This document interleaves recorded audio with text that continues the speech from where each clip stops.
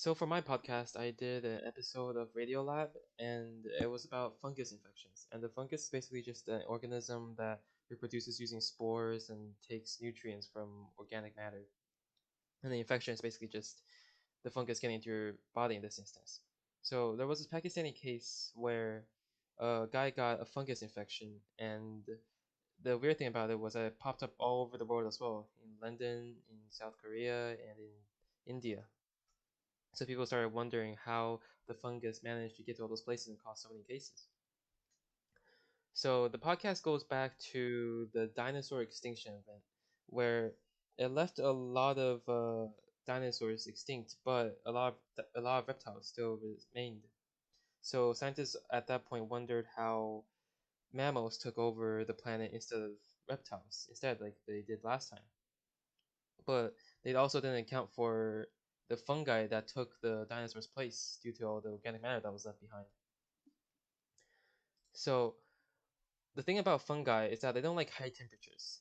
And reptiles, since they have cold blood, they are very susceptible to fungi infections.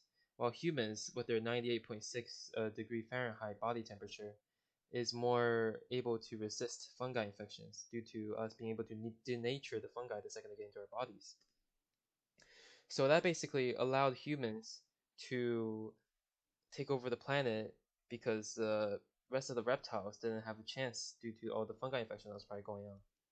And that created a train of thought where did the humans evolve their body temperatures because of fungi?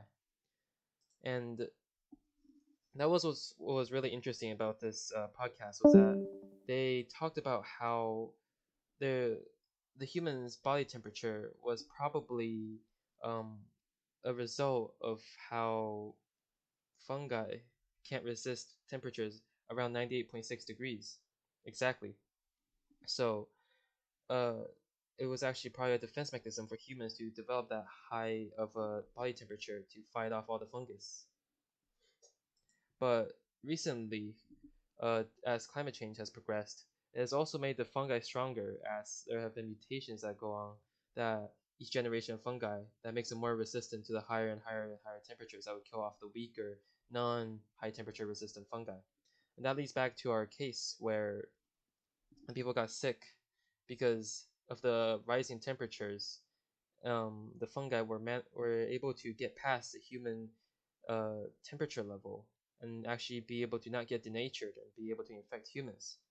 So this episode kind of got me thinking about how much humans might get affected by fungi or any other environmental factors, and how much of our body that we take for granted are actually just influences of other factors in the environment.